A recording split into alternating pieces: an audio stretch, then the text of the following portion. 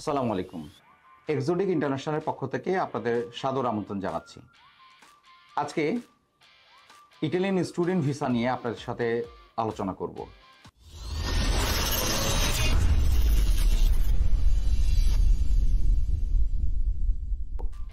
2025-26 ইনটেকের জন্য যারা ইটালিতে স্টুডেন্ট ভিসা প্রসেস করতে চান তাদের কয়েকটি বিষয়ের উপরে হাইলাইট করা উচিত। প্রথম কথা হলো আপনাদের একাডেমিক রেজাল্ট।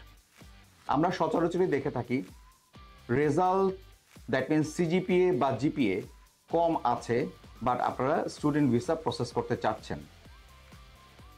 এই ধরনের স্টুডেন্টদের জন্য আমি বলতে চাই, আপনার সিজিপিএ বা জিপিএ যদি কম হয়ে থাকে তাহলে ইটালিতে স্টুডেন্ট ভিসা প্রসেস করে আপনি খুব একটা সাকসেস পাবেন না। কারণ 2024-25 ইনটেকের সময় ইটালির বিভিন্ন ইউনিভার্সিটি তাদের ওয়েবসাইটে কিছু ইনফরমেশান প্রোভাইড করেছে। এর মধ্যে উল্লেখযোগ্য ইনফরমেশান হলো একাডেমিক রেজাল্ট জনিত। যারা মাস্টার্স প্রোগ্রামের জন্য প্রসেস করবেন, অ্যাটলিস্ট তাদের সিজিপিএ আউট অফ 4-এর ভিতরে 3 অ্যাবভ হওয়া উচিত। এর নিচে যদি আপনার সিজিপিএ হয়, ইটালিতে আপনার সাকসেস পাওয়ার সুযোগ খুবই কম। স্পেশালি যে ইউনিভার্সিটিগুলো ওয়ার্ল্ডের খুব রিনাউন্ড ইউনিভার্সিটি, এই ইউনিভার্সিটিগুলোর ওয়েবসাইট চেক করলেই আপনি দেখতে পারবেন যে বাংলাদেশের স্টুডেন্ট হিসাবে কোথাও কোথাও আউট অফ 4-এর ভিতরে 3, কোথাও আবার 3.2 অ্যাবভ স্কোর রিকোয়ার্ড রয়েছে। সো আপনি যদি এর থেকে কম সিজিপি নিয়ে অ্যাপ্লিকেশন করেন তাহলে আপনার অ্যাপ্লিকেশনটি সাকসেসফুলি প্রসেস হবে না এবং আপনার অ্যাডমিশনটি রিজেক্টেড হতে পারে। যারা ব্যাচেলর প্রোগ্রামের জন্য প্রসেস করছেন তাদের জন্য বলছি, আপনার জিপিএটি অবশ্যই 4-এর উপর থাকাটা খুবই জরুরি। এছাড়া ইটালিতে বিভিন্ন ইউনিভার্সিটিতে ব্যাচেলর এবং মাস্টার্স প্রোগ্রামে ভর্তি হওয়ার জন্য কিছু অ্যাডমিশন টেস্ট রয়েছে। এই অ্যাডমিশন টেস্টগুলো প্রসেস করার জন্য কিছু রুলস রেগুলেশন রয়েছে। কিভাবে আপনি এই অ্যাডমিশন টেস্টগুলি প্রসেস করবেন, কখন করবেন, কিভাবে রেজিস্ট্রেশন করবেন এবং কি উপায়ে আপনি এই পরীক্ষাগুলো দিবেন। এক্সোটিক ইন্টারন্যাশনাল এই ধরনের সব গ্রুমিং প্রোভাইড করে থাকে। সো এক্সোটিক ইন্টারন্যাশনালে আসলে আপনারা অবশ্যই এই এক্সাম নিয়ে যেসব জটিলতা রয়েছে সেগুলো সমাধান করতে পারবেন এবং অবশ্যই এই এক্সামের যে সঠিক নিয়ম নীতি মেনে প্রসেস করলে আপনি এই অ্যাডমিশন টেস্টে কোয়ালিফাই করতে পারবেন এবং আপনি অ্যাডমিশনটি সিকিউর করার সুযোগ পাবেন। আরেকটি খুব ইম্পর্টেন্ট ব্যাপার হলো আপনাদের ইংলিশ ল্যাঙ্গুয়েজ প্রফিসিয়েন্সি। একটা সময় ছিল ব্যাচেলর বা মাস্টার্স প্রোগ্রামের জন্য অনেক ইউনিভার্সিটিতেই আইএলস রিকোয়ারমেন্ট ছিল না বা ইংলিশ ল্যাঙ্গুয়েজ রিকোয়ারমেন্ট ছিল না, বাট গত বছর থেকে ম্যাক্সিমাম ইউনিভার্সিটিতেই আইএলস রিকোয়ারমেন্ট বা ইংলিশ ল্যাঙ্গুয়েজ রিকোয়ারমেন্ট বসানো হয়েছে। সো এখানে আপনি ইউনিভার্সিটির ওয়েবসাইটটি প্রপারলি চেক করলেই দেখতে পাবেন সেখানে ম্যাক্সিমাম জায়গাতেই IELTS 6 or equivalent language skill, যেমন আপনার পিটি বা ডিউলিঙ্গো বা টোফেল, এই ধরনের স্কোরও আপনি সাবমিট করতে পারবেন। বাট অবশ্যই সমমানের স্কোর হতে হবে, তাহলে সেই পেপারসগুলো সাবমিট করেও আপনি অ্যাডমিশন পেতে পারেন। যারা আইএলস ছাড়া বা MOI that means medium of instruction English দিয়ে প্রসেস করতে চাচ্ছেন তাদের জন্য বলছি, এই সুযোগ সুবিধাগুলো এখন খুবই কম এবং যারা আইএলস ছাড়া প্রসেস করতে চাচ্ছেন তাদের এই আইএলস ছাড়া প্রসেস করার প্রবণতার কারণে আপনি অ্যাডমিশনই না পাওয়ার সুযোগ রয়েছে।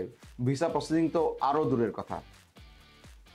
সো অবশ্যই আইএলসের রিকোয়ারমেন্টটি প্রপারলি দেখে নেন, অ্যাকচুয়াল রিকোয়ারমেন্ট কত চেয়েছে এবং সেটা ফুলফিল করে আপনাদের অ্যাপ্লিকেশনটি সাবমিট করুন। তাছাড়া ইটালিতে প্রসেস করার জন্য আপনার লিগ্যালাইজেশন খুব গুরুত্বপূর্ণ একটি প্রসিডিওর। এই লিগ্যালাইজেশনের জন্য বিভিন্ন রকমের প্রসেস রয়েছে, সেই প্রসেসগুলো সঠিকভাবে জেনে প্রসেস করুন। যেমন আপনারা চাইলে DOV that means declaration of value submit করেও স্টুডেন্ট ভিসা প্রসেস করতে পারেন, অথবা সিমিয়া করেও আপনার স্টুডেন্ট ভিসাটি আপনি সাবমিট করতে পারেন। সিমিয়াটি একটি অনলাইন প্রসিডিওর এবং খুব কম সময়ে আপনি প্রসেস করতে পারবেন, বাট এখানে আপনার খরচটি একটু বেশি হবে।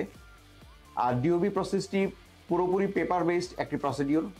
এই প্রসেসটি করতে আপনার সময় অনেক বেশি লাগবে, বাট খুব কম টাকার বিনিময়ে আপনি প্রসেসটি শেষ করার সুযোগ পাবেন। সো আপনার কতটুকু সময় রয়েছে এবং সেই সময়ের মধ্যে আপনি এই কাজগুলো সম্পূর্ণ করতে পারবেন কি না সেটা আগে আইডেন্টিফাই করুন, তারপরে আপনার এই লিগালাইজেশন প্রসিডিউরটি আপনি কমপ্লিট করুন। এছাড়া ভিসা অ্যাপ্লিকেশন করার সময় আপনাদের যে ব্যাংক সলভেন্সি দেখানোর প্রয়োজন, এই ব্যাংক সলভেন্সির ব্যাপারেও কিছু রিকোয়ারমেন্ট এমবিসি প্রোভাইড করেছে। সঠিকভাবে সেই ইনফরমেশনগুলো জেনে তারপরে আপনার স্টুডেন্ট ভিসাটি প্রসেস করুন। এখানে স্টুডেন্ট অবশ্যই তার নিজের অ্যাকাউন্টেও কিছু ব্যালেন্স দেখাতে হবে। তাছাড়া যিনি ওনার স্পন্সর, দ্যাট মিন্স বাবা অথবা মা, এর বাহিরে অবশ্য স্পন্সর খুব একটা অ্যাকসেপ্টেড না, বাট যেই হোক সেই ডকুমেন্টগুলো কোথায় কতটুকু টাকার প্রয়োজন এই ব্যাপারগুলো সঠিকভাবে জেনে আপনাদের এই ফিনান্সিয়াল ডকুমেন্টসগুলো সাবমিট করুন, তাহলে অবশ্যই আপনি সঠিকভাবে ভিসা সাকসেস পাবেন।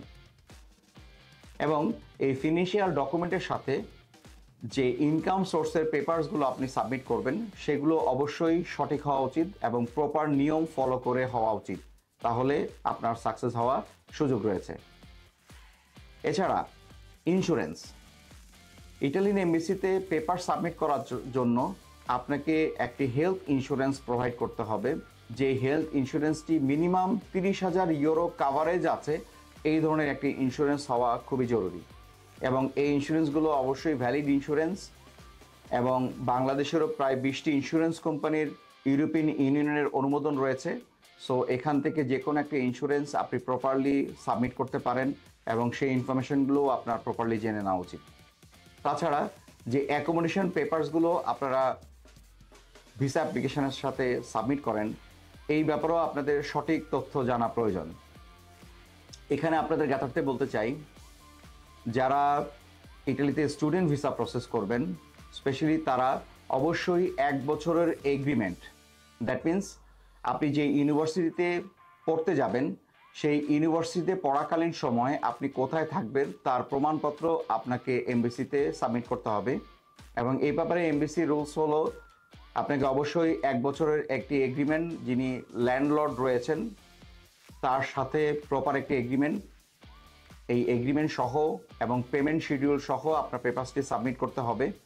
সো এই ব্যাপারেও আপনার সঠিক নিয়ম জেনে নেওয়া উচিত এবং এই প্রপার অ্যাকোমোডেশন পেপারসটি সাবমিট করা উচিত। যদি এই ডকুমেন্টগুলো কোনোভাবে আপনি নির্ভুলভাবে সাবমিট করতে না পারেন তাহলে অবশ্যই আপনার ভিসা রিফিউজ হবে। এই ব্যাপারে আপনার সচেতন থাকা উচিত। তাই আমরা আশা করব যে আপনি পেপার সাবমিশন করার সময়, that means student visa process করার সময় আপনার অ্যাডমিশন রিকোয়ারমেন্ট এবং ভিসা রিকোয়ারমেন্টগুলো প্রপারলি দেখে নিন এবং সেটি প্রপারলি ফলো করে আপনার ভিসা অ্যাপ্লিকেশনটি সাবমিট করুন। এবং আপনারা যারা ইটালিতে স্টুডেন্ট ভিসা প্রসেস করতে চান, এই স্টুডেন্ট ভিসা প্রসেস করার জন্য আপনাদের বেশ কিছু ফোকাসিং পয়েন্ট রয়েছে, যেমন এখানে টিউশন ফিস ছাড়া পড়াশোনা করা, স্কলারশিপ সহ পড়াশোনা করা এবং ওয়ার্ল্ডের খুব টপ র্যাঙ্কিং ইউনিভার্সিটিতে পড়াশোনা করার সুযোগ রয়েছে। এই কারণে আপনারা অনেকেই ইটালিতে স্টুডেন্ট ভিসা প্রসেসিং করার ব্যাপারে খুবই ইন্টারেস্টেড। সো আপনার এই ইন্টারেস্টটিকে যদি আপনি ফুলফিল করতে চান, সাকসেসফুল হতে চান, তাহলে আমি যেই টপিকগুলো নিয়ে আজকে আপনাদের সামনে আলোচনা করলাম, যেমন আপনার অ্যাডমিশন রিকোয়ারমেন্ট বা আপনার যে একাডেমিক রেজাল্ট রিকোয়ারমেন্ট, আপনার ল্যাঙ্গুয়েজ রিকোয়ারমেন্ট, ফিনান্সিয়াল পেপারস কিভাবে সাবমিট করবেন, আপনার এন্ট্রান্স এক্সাম প্রসিডিউর আপনি কিভাবে মেনটেন করবেন, ইন্স্যুরেন্স এবং অ্যাকোমোডেশন সহ আরও যেসব পেপারস এমবিসিতে সাবমিট করতে হয় সেই ডকুমেন্টেশনগুলো প্রপারলি জেনে বুঝে এবং এমবিসির বা ইউনিভার্সিটির চেকলিস্ট ফলো করে সাবমিশন করা খুবই জরুরি। আপনারা এই ব্যাপারে অবশ্যই সচেতন হবেন। আশা করি আপনাদের নির্ভুল ভিসা প্রসেসিং আপনাকে ভিসা পেতে সর্বাত্মক সহায়তা করবে। ধন্যবাদ।